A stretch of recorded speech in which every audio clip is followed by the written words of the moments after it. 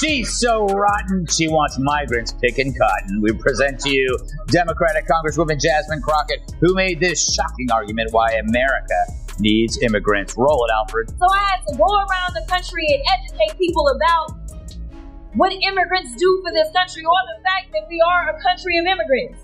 Right. The fact is, ain't none of y'all trying to go and farm right now.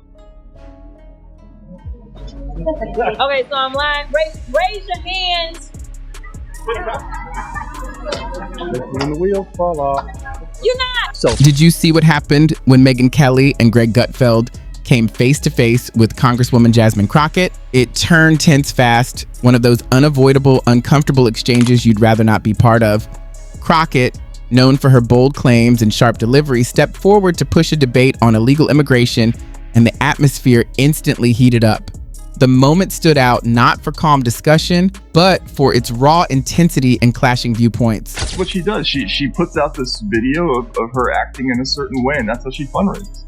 Mm-hmm. We actually did a bit of a deep dive on her after my old colleague from Fox News, Todd Starnes, posted something on X not long ago, Walter. He posted the following. Jasmine Crockett wants you to think she's from the hood, that she grew up on the streets. The exact opposite is true. She attended an exclusive day school where tuition is nearly $35,000 a year. She also attended Rhodes College, a private school where tuition is nearly $55,000 a year. She's cosplaying a gangsta. So we looked up her background. She was born in St. Louis. She's 43. Her dad was a Baptist pastor and a teacher. Her mother worked in a post office. She graduated from Mary Institute and St. Louis Country Day School, one of the most expensive private schools in the city. Indeed, the current tuition, $35,000. Kelly and Gutfeld didn't hold back. They were ready to challenge Crockett at every turn. This felt less like a typical political debate and more like a battle of strategy and sharp wit. Crockett tried to use her signature style to drive her points home, but it quickly became clear that flair alone wasn't enough. Gutfeld's clever humor and Kelly's precise analysis exposed gaps in Crockett's reasoning, making it tough for her to keep control of the conversation. If you enjoy high-stakes political face-offs, this was definitely one not to miss. Hit that subscribe button. You won't want to skip moments like these, and it keeps me bringing you more. Looking closer, Crockett's arguments were the centerpiece, but she struggled against the relentless pressure from Kelly and Gutfeld. She jumped straight into her points, highlighting the importance of immigrants to the U.S., and presenting herself as a passionate advocate, all while navigating a fierce and unforgiving debate.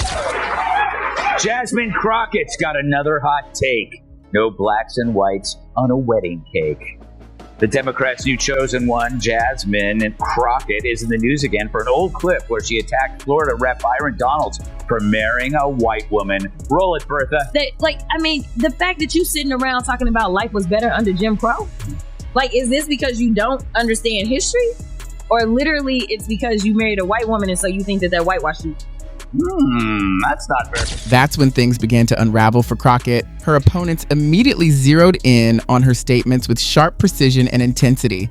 Gutfeld kicked things off, blending his signature mix of hard facts and humor. He quickly examined the deeper implications of Crockett's claims, pointing out how illegal immigration impacts economic systems, effects that politicians often ignore or perhaps deliberately overlook.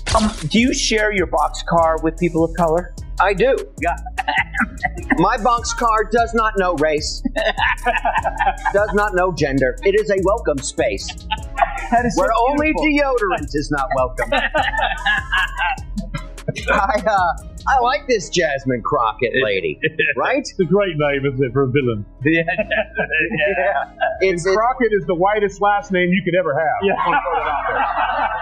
Sonny Crockett, Miami Vice. Yes. It's like the whole thing is like, because I've seen her, she's very well spoken, and then she gets on certain programs and lets it. So maybe this whole thing is like a Netflix documentary, like a new spin on Dr. Jekyll and Mrs. Then Megyn Kelly stepped in, showing the calm confidence of a seasoned media professional while delivering her clear, no-nonsense analysis.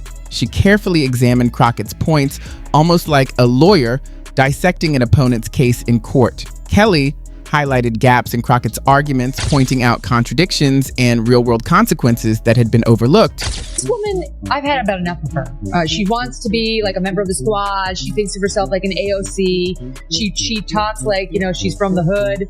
Meanwhile, she grew up in a nice family. She didn't talk like this 3 years ago. 3 years ago, she sounded like you and I sound in this conversation. Like, I'm really excited to be going to Congress. I can't wait to get started on my new job. And now she's like, we need to smack him in the head. We know that we work for the American people.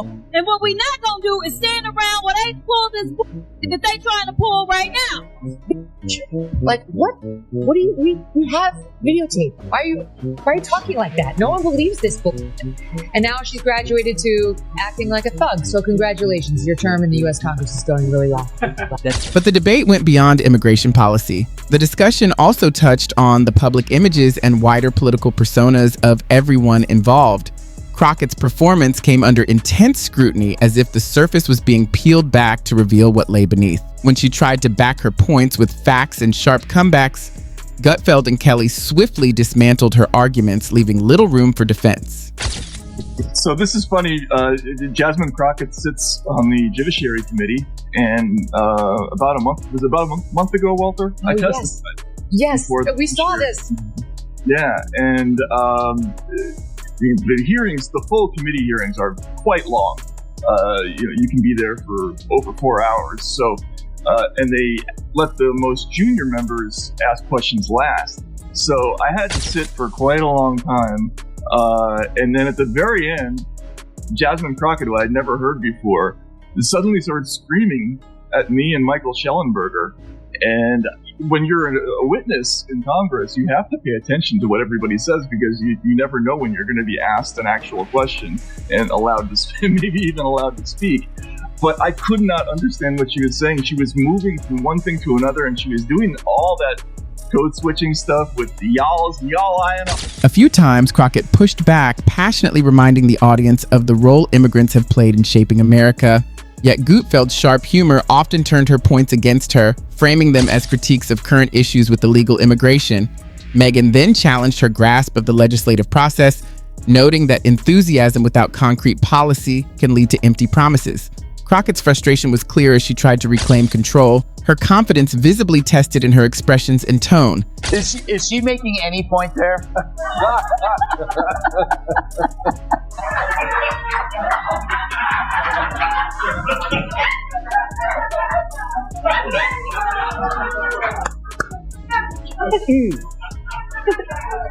Like this makes me wish my mom made different father. Despite her efforts to highlight immigrant achievements, she struggled to maintain momentum. Her critics questioned her background, emphasizing that her intellectual and political credibility mattered more than ancestry. Gutfeld poked at the apparent gap between her rhetoric and reality, while Kelly drew the audience's attention to Crockett's difficulty handling tough questions. She stressed that politicians must back up statements with solid data and practical solutions, something Crockett seemed to falter at under pressure. They also referenced past moments, including Crockett's critiques of a fellow lawmaker and questions about Kelly's own socially conscious positions, hinting that her arguments sometimes lean more toward performance than substance. This is a common challenge for younger politicians balancing media presence with serious policy work.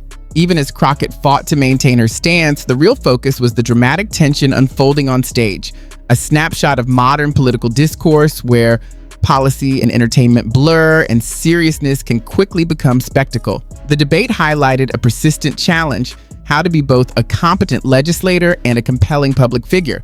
M. Crockett's supporters argue she resonates with younger voters seeking authenticity and fresh perspectives. But Gutfeld and Kelly underscored a vital truth: style alone isn't enough. To succeed on such prominent platforms, preparation and deep knowledge are essential. As cameras continued rolling, the intensity rose and Crockett shifted to discussing her projects and future goals, attempting to steer attention back to her agenda. It's going to be the gift that keeps on giving. Yeah. You are going to be so glad she popped up around on the scene. That's going to make up for the White House Correspondents' Dinner. We're going to get a segment a day from her. But you could tell that some damage. Yet the impact was already visible. Questions about her approach and depth seemed to affect Crockett more than she might have expected, and the clarity of the counter-arguments left a lasting impression. Looking closer, this clash goes beyond a personal dispute. It reflects today's political reality, where legislators must navigate constant scrutiny from media figures alongside their official responsibilities. Crockett faced a trial by fire, with every word dissected and every pause magnified. So what's your take? Does her passionate advocacy for immigrant rights hold up, or do the critiques of her approach carry more weight? Share your thoughts in the comments. These discussions thrive on your perspectives.